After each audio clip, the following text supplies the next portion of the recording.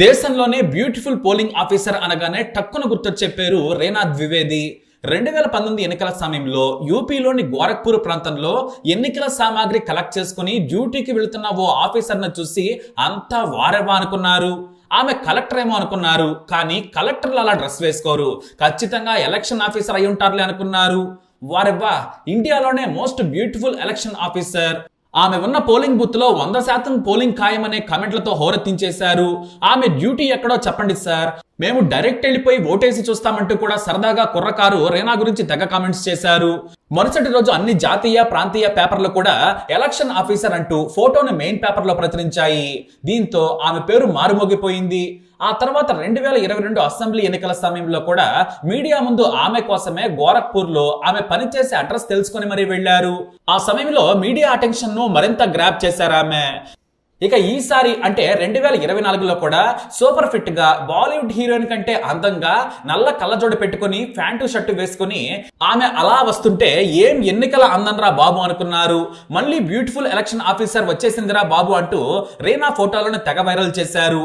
మీమల నుంచి కామెడీ సెటర్ల వరకు సోషల్ మీడియాను అల్లాడించేశారు ఆమె.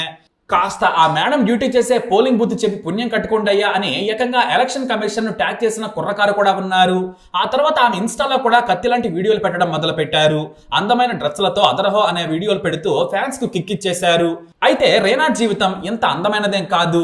తన మనసులోని బాధను అణుచుకొని గతాన్ని మరిచిపోయేందుకు ఆమె నవ్వుతూ బ్రతికేందుకు మార్చుకున్న లైఫ్ స్టైల్ మాత్రమే. రేనా ద్వివేది యూపీలోని గోరఖ్పూర్ లో పుట్టారు. ఆమె తండ్రి పోలీస్ డిపార్ట్మెంట్ లో ఉద్యోగి. చాలా పెద్ద కుటుంబం వీరిది. ఆమె ఇద్దరు నల్లు ఉద్యోగులే. పెద్దన్న బ్యాంకులో పనిచేస్తారు, చిన్నన్న మెడికల్ ఆఫీసర్ గా పనిచేస్తున్నారు, అక్క టీచర్ గా పనిచేస్తుంది, మరో అక్క గృహిణి. వీరందరినీ తల్లి ఎంతో ప్రేమగా పెంచింది. అందరూ డిగ్రీ పైన చదువుకున్నారు. ఇక ఇంట్లో అందరికంటే చిన్న కాబట్టి రేనా మీద అతిగా ప్రేమ చూపించేవారు. ఆమెకు కావలసినవన్నీ కూడా ఇచ్చేవారు కుటుంబ సభ్యులు. అంతేకాదు జీవితంలో బాగా సెటిల్ అయిన ఇంటికి కోడలుగా పంపాలనుకున్నాడు ఆమె తండ్రి. అందుకే 2004లో తమ స్థాయికి సరిపోయే సంజయ్ ద్వివేది అనే యువకుడికిచ్చి పెళ్లి చేశారు. ఇతను గ్రేడ్ 1 ఉద్యోగి, మంచి జీతం, పైగా బుద్ధిమంతుడు. అలా ఆమె జీవితం హాయిగా సాగిపోతుంది. 2013 వరకు రేనాకు ఎలాంటి సమస్యలు రాలేదు. పైగా తన కొడుకును చూసుకుంటూ హాయిగా గడిపేది. 7 ఏళ్ల కొడుకును ఉదయం సాయంత్రం వేళ స్కూల్కి తీసుకొస్తూ గడిపేది. తన కుటుంబ సభ్యులే కాకుండా భర్త తరపు బంధువులతో జీవితం సంతోషంగా ఉంది. అయితే అలా ఉంటే జీవితం ఎందుకు అవుతుంది? సడన్ గా సంజయ్ ద్వివేది అనారోగ్యం బారిన పడ్డారు. తీవ్రమైన వ్యాధి రావడంతో ట్రీట్మెంట్ తీసుకునే లోపే ఆయన మరణించేశారు. దీంతో ఆమె జీవితం చీకటైపోయింది. అసలు ఏనాడు ఆమె బయటకు రాలేదు. అన్ని భర్తే చూసుకునేవారు. తన కొడుకే ఆమెకు ప్రాణం. ఇక జీవితాన్ని మొదలు పెట్టాలి, తన కొడుకు కోసమైనా తాను పని చేయాలి అనుకున్నారు. అయితే తన భర్త సిన్సియర్ ఆఫీసర్ కావడంతో ఆమెకు అనుకోని అవకాశం కలిసి వచ్చింది. తన భర్త పనిచేసిన పబ్లిక్ వర్క్స్ లోనే జూనియర్ అసిస్టెంట్ గా కారుణ్య నియామక కింద ఉద్యోగం ఇచ్చారు. మొదటి 6 నెలల్లో ఆమె శిక్షణ తీసుకొని ఆ తర్వాత కష్టపడి కంప్యూటర్ నేర్చుకొని జాబ్ లో సెటిల్ అయ్యారు.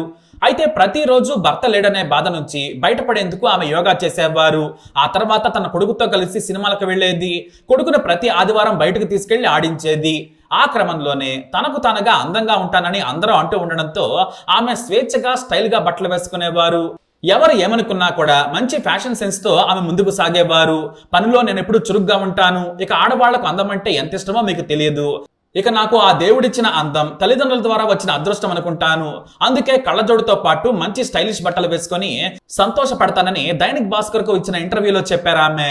జీవితంలో మార్పు కంపల్సరీ, కానీ నేను కోరుకోని మార్పును జీవితం నాకు తీసుకొచ్చింది. అందుకే నేను మారాను అన్నారు ఆమె. ఇప్పుడు ఓ సీనియర్ ఆఫీసర్ గా ఎన్నికల ఆఫీసర్ గా పనిచేయాల్సి వస్తుంది. అయినా సరే నేను నా స్టైల్ ని వదిలేయను. నాకు మేకప్ వేసుకోవటం, అందంగా అలంకరించుకోవడం అంటే చాలా ఇష్టం. 2022లో నేను ప్యాంట్లో కనిపిస్తే జర్నలిస్టులు అడిగారు, ఏంటి మేడం పసుపు చీరలో వైరల్ అయ్యారు, ఇప్పుడు ప్యాంటు వేశారన్నారు. మారాలి కదా, ఎప్పుడు ఒకటే లుక్క అని నవ్వుతూ సమాధానం ఇచ్చానంటారా ఆమె. ఇప్పుడు ఉదయం నా కొడుకుతో గడుపుతాను, తర్వాత సాయంత్రం వరకు ఆఫీసు, ఇంటికి వెళ్ళాక నా కొడుకు కోసం ఇష్టమైన వంట చేస్తాను. ఆ తర్వాత వీలు దొరికినప్పుడల్లా వీడియోలు చూస్తుంటాను, చేస్తుంటాను. అయితే నేను చేసే రీల్స్ చూసి భోజ్పురి సినిమాలో అవకాశాలు వచ్చాయి. ఒకేసారి భారీ రెమ్యునరేషన్ కూడా ఆఫర్ చేశారు. కానీ నా లిమిట్స్ నాకు తెలుసు. నేను ప్రభుత్వ ఉద్యోగిని, నా లిమిట్స్ లోనే ఉంటాను. సీరియల్స్ లో కూడా ఆఫర్స్ వచ్చాయి. బాలీవుడ్ సినిమాల్లో కూడా ఛాన్స్ ఇస్తామని కాల్ చేశారు. కానీ నేను నా కొడుకుని వదిలేసి ఎక్కడికి వెళ్ళనన్నారు రీనా. నాకు సంతోషాన్ని ఇచ్చేది నా కొడుకు, ఆ తర్వాత నాకు నేనుగా అందంగా రెడీ అవ్వటం. ఇక ఉద్యోగం అంటారా, కొన్నిసార్లు పని ఒత్తిడి తప్పదు. ఎందుకంటే ఉన్నతాధికారుల నుంచి పొగడతలే కాదు, చేవాట్లు కూడా ఉంటాయి. అయితే నేను ఇలా వైరల్ కాకముందు నుంచి కూడా బంధువులు నాతో పాటు ఉద్యోగం చేసేవారు, నన్ను చూసి విమర్శించేవారు. భర్త లేడు కదా, ఇష్టం వచ్చినట్లు బరి తెగించింది అనే వారి మాటలు కూడా విన్నాను. కానీ ఐ డోంట్ కేర్. నేను భర్తను కోల్పోయి ఏడ్చిన రోజు, నాకు ఉద్యోగం లేని రోజున ఎవరూ సాయం చేయలేదు. నా బిడ్డను చూస్తూ ఏడుస్తూ గడిపాను. అప్పుడే నాకు తెలిసింది, ఈ లోకంలో ఎవరి జీవితం వారిదే. విమర్శించేవారు మనవారు కాదు. మనతో ఉంటూ మనకు సాయం చేసేవారు, మనం సాయం చేసేవారే నా ఆప్తులవుతారని డిసైడ్ అయిపోయాను. ఇక ఇప్పుడు నా గురించి అందరికీ తెలిసింది కాబట్టి ఎవ్వరూ నా జోలికి రారు. నేను నాతో బాగుంటే సున్నితంగా ఉంటాను, తప్పుగా ఉంటే సీరియస్ గానే ఉంటాను. ఏమాత్రం అలసిచ్చినా చుట్టూ ఉన్నవారు నెత్తికెక్కి కూర్చుంటారు. కాబట్టి నేను ఆ విషయంలో జాగ్రత్తగా ఉంటాను. ఇక నా కొడుకు కూడా పెద్దవాడయ్యాడు కాబట్టి నాకు బాధ్యత కాస్త తీరినట్టే అని చెప్పొచ్చు. అయితే వయసు పెరిగినా అందం తగ్గకుండా ఎలా ఉన్నారంటే మాత్రం నవ్వుతున్నారేమే. నేను ఉదయం 5 గంటలకే నిద్రలేస్తాను, 6 గంటల వరకు యోగా చేస్తాను, ఆ తర్వాత స్నానం, ఆ తర్వాత వంట పూర్తి చేసుకుని ఆఫీస్కి వచ్చేస్తాను. మంచి ఆహారం, యోగా నా బ్యూటీ సీక్రెట్ అని నవ్వుతూ చెప్తున్నారు. అయినా కూడా నేను దేవుని కంటే నా భర్తకు నేను థ్యాంక్స్ చెబుతాను. నాకు మంచి భర్త దొరికాడు, బతికొండగా గొప్పగా చూసుకున్నాడు. ఇప్పుడు తను లేకున్నా అతని ఉద్యోగం ద్వారా నా కొడుకుకి నాకు ఓ దారి చూపించాడు. మరుజన్మంటూ ఉంటే మళ్ళీ నా భర్తే నాకు భర్తగా రావాలని కోరుకుంటున్నానని ఎమోషనల్ అయ్యారు రీనా ద్వివేది. అందుకే don't judge A book by its cover అనడం కరెక్టేమో. ఆ అందం వెనుక పెను విషాదం ఉంది. కానీ జీవితంలో మూవ్ ఆన్ కావాలంటే నచ్చినట్లు బ్రతకాలంతే. ఎందుకంటే ఉన్నది ఒకటే జీవితం అంటారు రీనా. మరి రీనాపై మీరేమంటారు? మీ అభిప్రాయాన్ని కమెంట్ ద్వారా తెలియజేయండి. వీడియో లైక్ చేయండి, షేర్ చేయండి, మా ఛానల్ సబ్స్క్రైబ్ చేసుకోండి.